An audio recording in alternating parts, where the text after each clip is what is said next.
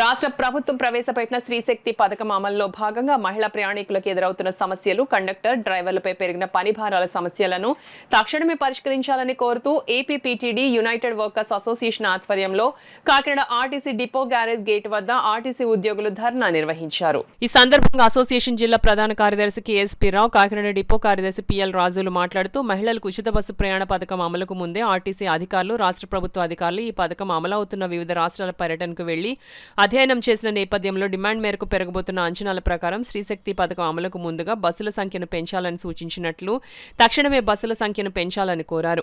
అదేవిధంగా చెకింగ్ విధానాలను మార్చి ఆలస్యాలను నివారించాలని, అన్ని బస్సులకు హైడ్రాలిక్ డోర్స్ ఏర్పాటు చేసి మహిళా ప్రయాణికులు ప్రమాదాలకు గురి కాకుండా చూడాలని, అన్ని సర్వీసులకు రన్నింగ్ సమయాలు నిర్ధారించి రీస్కెడ్యూల్ చేసిన సమయాలకు బస్సులు తిరిగేలా చూడాలని, డబ్బులు ఇచ్చిన వారికి మాత్రమే టికెట్ ఇచ్చేలా నిబంధన మార్చాలని, ఇప్పటివరకు పొరపాటున పురుషులకు స్త్రీశక్తి టికెట్ ఇచ్చిన కేసులను నాన్ సీరియస్ గా తీసుకోవాలని, సింగిల్ క్రూ డ్యూటీలు రద్దు చేసి స్పెషల్ ఆఫ్ డ్యూటీలుగా మార్చాలని, విధుల్లో ఉన్న సిబ్బందిపై దాడి చేసిన వారిపై హత్యాయత్నం కేసులు నమోదు చేయాలని, దాడికి గురైన సిబ్బంది తక్షణం కార్పొరేట్ వైద్యం అందించాలని డిమాండ్ చేశారు. తక్షణమే తమ న్యాయమైన సమస్యల్ని పరిష్కరించి రాష్ట్ర ప్రభుత్వం అత్యంత ప్రతిష్టాత్మకంగా చేపట్టిన స్త్రీశక్తి పథకం సక్రమంగా అమలు జరిగేలా చూడాలని వారు కోరారు. ఈ కార్యక్రమంలో జిల్లా యూనియన్ కార్యదర్శి పాషా, రాజమండ్రి డిపో కార్యదర్శి బీఆర్కే కుమారి, రామచంద్రపురం డిపో కార్యదర్శి వరలక్ష్మి, బిఏ రావు, ఎన్ రావు, దివాకర్, గోవిందు, అసోసియేషన్ నాయకులు వెంకటేశ్వర్లు తదితరులు పాల్గొన్నారు. బస్సులు తక్కువ కొట్టడం వల్ల మేము ఇబ్బందులు పడుతున్నాం.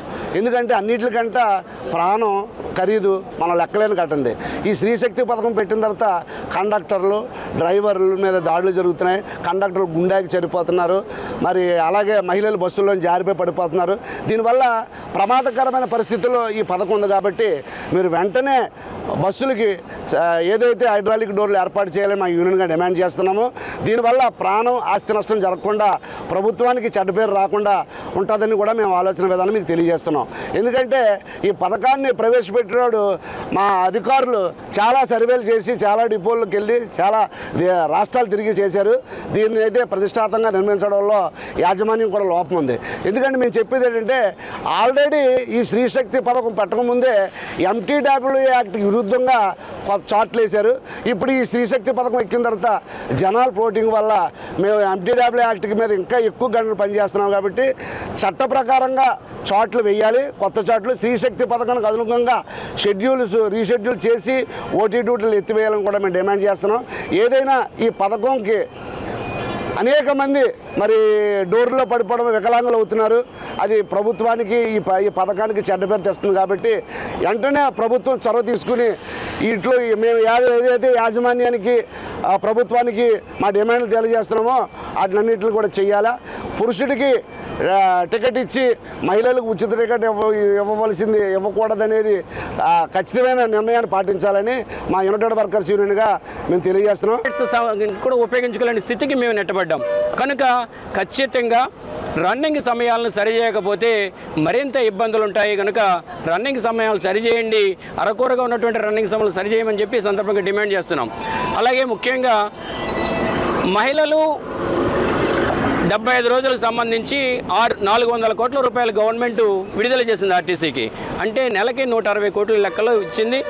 నిజానికి నెలకి దగ్గర 200 కోట్లు పైబడి ఈవేళ ఈ పథకం ద్వారా మాకు ఖర్చు అవుతూ ఉన్నది. కానీ రూపాయికి రూపాయి ఇవ్వట్లేదు. కనుక మీరు మహిళలకి టికెట్ లేనటువంటి స్థితిని మీరు కల్పిస్తే మరింత అభివృద్ధికరంగా మేము మా సేవలను అందించగలుగుతాము. ఎక్కిన ప్రతి ఒక్కరిని లోనకి తీసుకుపోయి సురక్షితంగా వాళ్ళు ప్రయాణాన్ని ముగించడానికి మాకు సమయం దొరుకుతుంది. కనుక ఖచ్చితంగా రన్నింగ్ సమయాల్ని ఇవ్వాలని అడుగుతున్నాం. అదేవిధంగా బస్సులకు ఖచ్చితంగా డోర్లను ఏర్పాటు చేయాలి. ఏర్పాటు చేయకపోతే మీరు ప్రతిష్టాత్మకంగా ప్రవేశపెట్టినటువంటి పథకము ఫెయిల్ అయ్యి మహిళలు దుర్మార్గంగా కాలు చేతులు కోల్పోవటం, ప్రాణాలు విడచడం ఇది మనకంత ప్రతిష్ట కాదు. కనుక ఖచ్చితంగా డోర్లను ఏర్పాటు చేయండి అని కూడా మేము డిమాండ్ చేస్తున్నాం. అదే ముఖ్యంగా ఎక్కువ మంది మహిళలు ప్రయాణం చేయటం వల్ల మీరే లెక్కలు ఉన్నాయి మీ దగ్గర. ఈ పథకానికి ముందు 30% అయితే ఈవేళ 60% మంది ఉపయోగించుకుంటున్నారని చెప్తున్నారు. కనుక అత్యధికంగా ఉన్నటువంటి మహిళలకు ఇస్తున్న 0 టికెట్లు పొరపాటున పురుషులకు కూడా డబ్బులు తీసుకుని మేము ఇస్తూ ఉన్నాము. కనుక ఈ కేసుల్ని సీరియస్ కేసులో చూడొద్దు. ఇంకా మీరు ఒకే కోణంలో చూస్తున్నారు. దీని వెనకాల చూస్తే మహిళలకు మేము పొరపాటున డబుల్ టికెట్లు ఇచ్చి డబ్బులు కోల్పోతున్నాము. ప్రతిరోజు వందలాది రూపాయలు కండక్టర్లు టిమ్ము డ్రైవర్లు కోల్పోతున్న విషయాన్ని మీరు దృష్టిలో పెట్టుకుని ఖచ్చితంగా దీన్ని కూడా మార్చాలని చెప్పి మేము డిమాండ్ చేస్తున్నాం.